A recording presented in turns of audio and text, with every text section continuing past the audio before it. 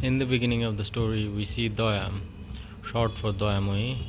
She's happily married to Uma, short for Uma Prasad. We see them attending to the festival of goddess Durga organized by Doya's father-in-law, Mr. Chaudhary. Then we see Doya and her husband talking about their future. Uma tells Doya that he might need to move out of this place when he graduates. Doya tells him that she will follow her husband anywhere. In the morning, her husband goes to the city where he studies. Next, we see Doya taking care of a little kid named Koka, who is the son of Uma's eldest brother. The kid loves Doya and calls her Aunt Mom. Doya tells him the story every night before going to bed. Then we see Doya attending to her father-in-law. He's an old man and devoted follower of the goddess Kali. He asks Doya if his son loves her and writes to her on a regular basis. The shy Doya smiles and leaves her father-in-law for the night. That night, when Doya's father-in-law, Mr. Chaudhary, goes to bed, he dreams of the goddess Kali. He sees that Doya is an avatar of goddess Kali. He sees that the goddess Kali took the form of a human and became Doya, his daughter-in-law. In the morning, Mr. Chaudhary rushes toward Doya's room and falls to her feet. Doya is shocked and starts to cry. Mr. Chaudhary asks everyone in the house to start worshipping Doya, as she is a living divine being. Everyone obeys Mr. Chaudhary as he is the head of the house. Then we see the priest appearing in the house. They start worshipping Doya as well. Failing to take the continuous chanting of the priest, she faints, and everyone thinks that she has achieved a higher state of divinity and needs to be kept in a separate room. Then we see Doya asking Koka's mother to write a letter for her. The letter should address Doya's husband, who is in the city. Next, we see Uma receiving the letter. He rushes toward the village to see what's going on. When he gets to the house, he sees his wife, Doya, being worshipped by the village people.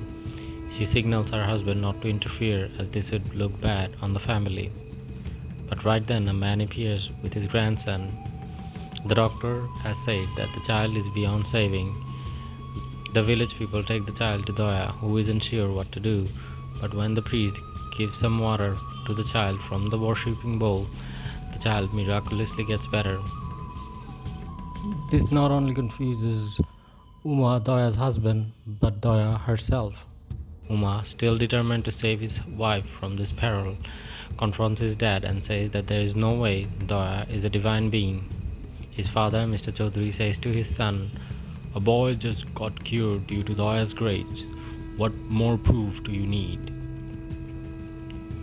Seeing no other way to convince his dad, Uma plans to run away with his wife. He goes to Doya's room at 9 and asks her to run away with him to the city. Doya hesitates at first but agrees.